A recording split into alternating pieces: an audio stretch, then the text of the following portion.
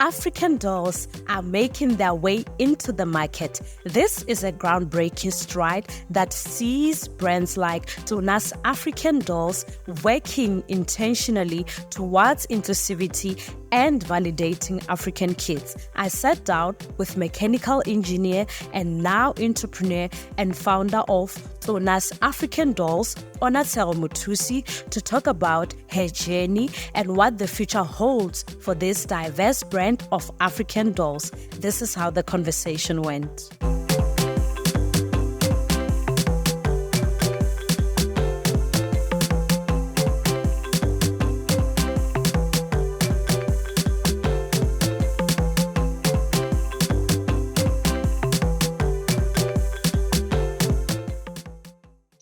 Thank you again for making the time. This is, like I said, to just finally meet the face behind the brand. This is really beautiful. Thank you so much for making the time. Thank you for doing the interview. Yeah, I've been looking forward to this. So to just start off, I see that you grew up in Ramosadi village in Rustenburg in the Northwest. Yeah, so how was it growing up there as a little girl? Were you a girly girl with playing with dolls and all that kind of thing? How was it growing up there? So it's actually a village, so you could imagine. I was a girly girl, so I played with dolls and mantrwani, that thing we call mantrwani.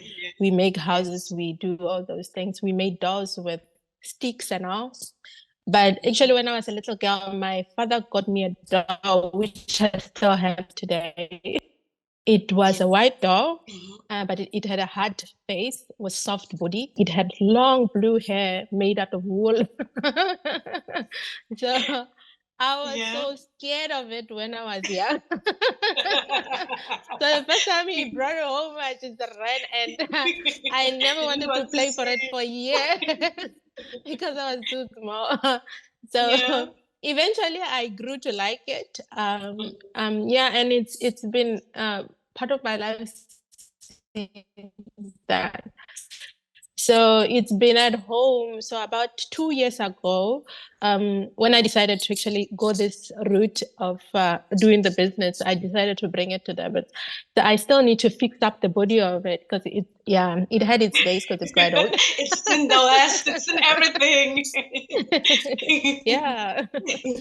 So would you say that that memory of your father giving you that doll and you still have it to this day, could that in any way have inspired you starting this business? It has. It has actually. Because what many people don't know is the name Tonas. It's actually me. It's my name. It's the name that my dad gave me when I was little. So I guess because my name is Ponatshego, he didn't want to say Ponas because it doesn't sound nice. So he said Tonas, And that's how it's a dear name. So he called me that. And most of my family members that are elder generation, they all use that name. So it's well-known name. So that's how I got inspired to actually do it. Yeah, and I said, okay, it's gonna be me. I'm gonna call it Tonas. Why call it anything else? The name has stuck. It's your brand. Yeah. So, and then the decision to make black dolls, especially you're a black woman, and you just mentioned Arahola. We didn't have black dolls. It was mostly white dolls everywhere. Barbies, blonde hair and all that. That's all we saw, and somehow we wanted to be like those dolls. So the decision to make black dolls. What was the reason behind that? For you to say, I want to create dolls that look like little black girls? Okay, so it came about years ago. A friend of mine had a little girl. She was 3 years old at the time, and I wanted to buy her a doll. So I went to all the big shops, Toys R Us, and I went from one to the other. And I could see like all the white dolls, but I'm like, why don't they have a brown one? And I was like, so at that time, I just looked around and I ended up buying her this white doll, which I took to her. Then I told her mother, I'm like, I don't like this doll. Because I think we need, why can't we just make one that actually is brown in color? Because I know it can be done. Because based on my history as well, I'm actually a mechanical engineer. So I studied mechanical engineering in CPUT in Cape Town. So one of my projects was actually designing an injection molding. So I did that as my BTech project back then. So I know we worked with plastic, the material, PVC. It's possible. You just need to. So I was like, nah, I need to make one, but I need to figure out how to do. So researched around in South Africa, there is nobody actually who had injection molding machines because it's quite big machines in South Africa to actually do it. And my research led me to China, where I found a company which makes dolls. At the time, they had their own types of dolls that they do. They also made brown dolls, but they only had darker shade. They had this dark shade, and the face, because I don't know how people, when they look at us, they just see an ugly face, big nose. They see? Yeah, they don't see it. So I was like, nah, why do you guys make the nose so big, the face so flat? Yes, our lips are big, but not that huge. The nose are shaped, and we all do look different. They are not shaped. They are flat, but not that flat the way you are exaggerating. So we then went into the drawing board. We designed a face which went into a prototype. They made it. They sent it to me. I said, okay, perfect. And then the material as well, we used PVC. Then because I wanted also the vinyl PVC because some of the dolls that you see out there, the material plastic is quite cheap. Like it's that plastic that you press, it doesn't bounce back. Yes, because it's not flexible. Yeah, it stays dented like that, and the kids will play with it. It gets dented here. You see, they get dented on the on the elbows and on the and then it gets within a week it's scrapped and so I wanted a very good PVC vinyl skin sort of feeling, plastic type. I needed to start with colors that I know when people will see it, they will be like, that's me. And then I went with the yellow one. Then I went with the light coffee. The light coffee is a bit lighter than me, just slightly lighter than me, but not that dark. And then the dark coffee, which is what I was trying to match it to my skin tone actually at that time. That's what we went with. And that's what went and we did mass production on, and the first one that we did. So at the beginning, I had been thinking, okay, if I want to go African dolls, I also don't want to put straight hair to it, because straight hair, we've been given this perception that straight hair girls, you have to relax it to look beautiful. You have to straighten it. Like. Yes. So I was like, let's do curls, because most girls, if they are colored, they will have curly hair. Indian, they'll be curly before they straighten it. All brown and black girls, I know if they have curls, they will have curls. Then I went only with black at the beginning. So I went black afro, black curls.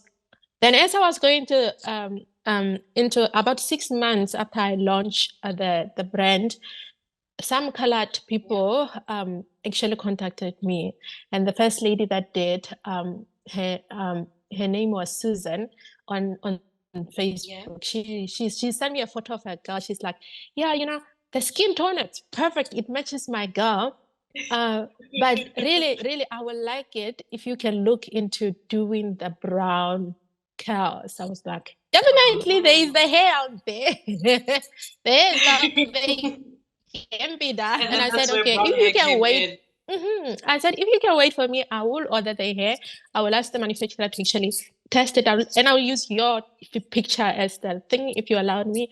She sent me the picture, then we made the hair. I sent her the photo. She was over the moon and very excited. So that's how it all went. And it all started. Yes.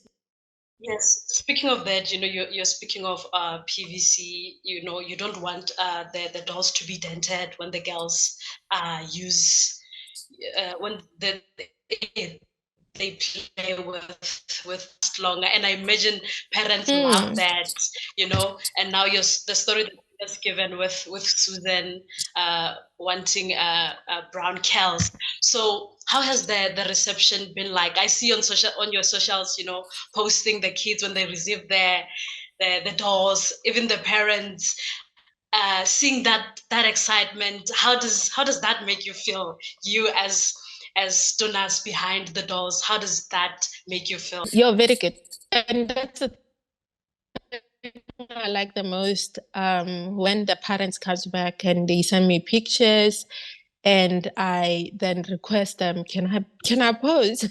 Can I please post it? Poppy act and all, and they give me permission to actually do it. That it's mind blowing, and some. So yeah, the parents are happy, the kids are happy, you're happy. Yes. So is there going to be and are you going to expand your range of dolls? What does the future look like for Tonas dolls? So so my next one, I wanted to make the one with short hair, because not all the girls got Afrobeat hair. They got short hair like you. So that's the one I'm releasing next, and we're looking at August and September. It will have short hair in both colors. It's short hair, bold, and albino. So out of the 3 colors that I have, I will have added the 4th color, which is the white. And that's why you see I changed the direction around it, where I was saying brown and black girls, because then when the albinos approached me, the mummies that got albino girls,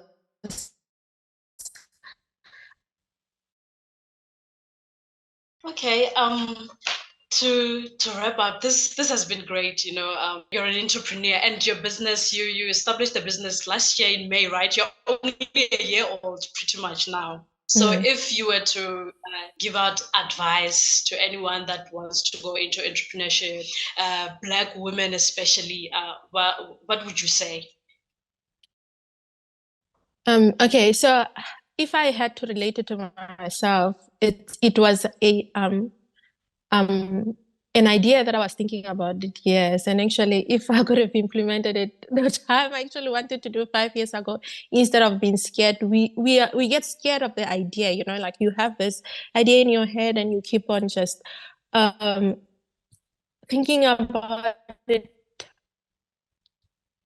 and then it pops there, and then along the line you see somebody do it, you're like, hey, I could have actually, I thought about that. But I think we just scared of getting out there and trying the things and actually putting time, because for me it was just, firstly, is accepting I want to do it, saving money to actually start it, just to start it, so I can start the discussion about it. And then after that, actually, one of my friends were like, you're talking to people in China, how do you know they're not going to take your money and not get back to you? I said, my friend, I've been thinking about that for 5 years.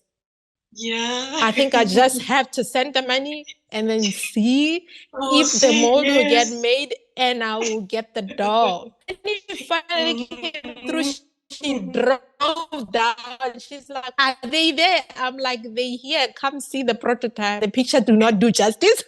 She's like, they here. So you are doing this. I'm like, I'm doing it.